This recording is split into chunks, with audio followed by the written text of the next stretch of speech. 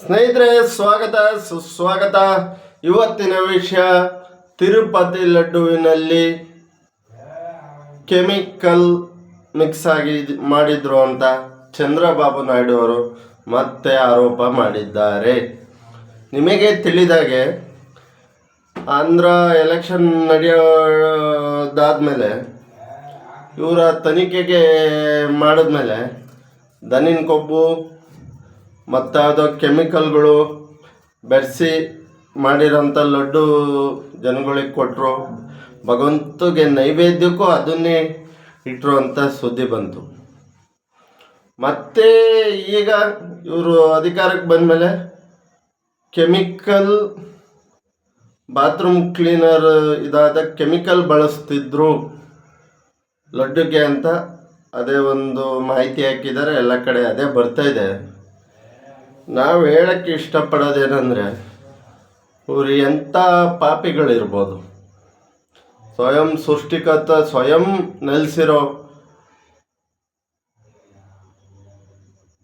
ನೆಲೆಸಿರೋ ತಿಮ್ಮಪ್ಪನ ಸನ್ನಿಧಿಯಲ್ಲಿ ದನಿನ ಕೊಬ್ಬು ಅದು ಇದು ಬೆರೆಸಿರೋದು ಅಂತ ನೈವೇದ್ಯ ಮಾಡಿದಾರಲ್ಲ, ಜನಗಳಿಗೆ ತಿನ್ನಿಸಿದಾರಲ್ಲ, ನಾಚಿಕೆ ಆಗಲ್ವ ಇವರಿಗೆ?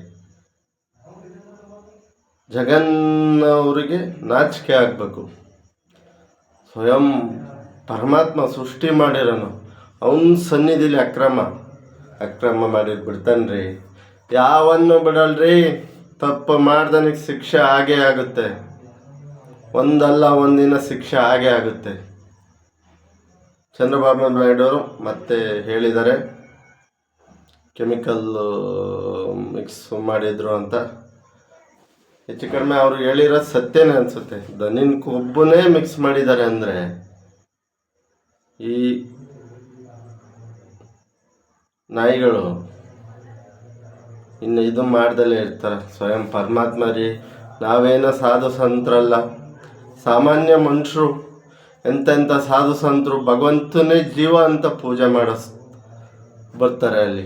ಅವರಿಗೂ ಅದನ್ನೇ ತಿನ್ನಿಸ್ಬಿಟ್ರಲ್ಲ. ಇವರಿಗೆ ಪರಮಾತ್ಮ ಸುಮ್ಮನೆ ಬಿಡ್ತಾನ? ಪರಮಾತ್ಮ ಇವರಿಗೆ ಶಿಕ್ಷಿಸಲೇಬೇಕು. ಏನ್ರಿ ಅಂತ ಪರಮಾತ್ಮನ ಸನ್ನಿಧಿಯಲ್ಲಿ ಅಕ್ರಮ ಅಧರ್ಮ ಶರಿ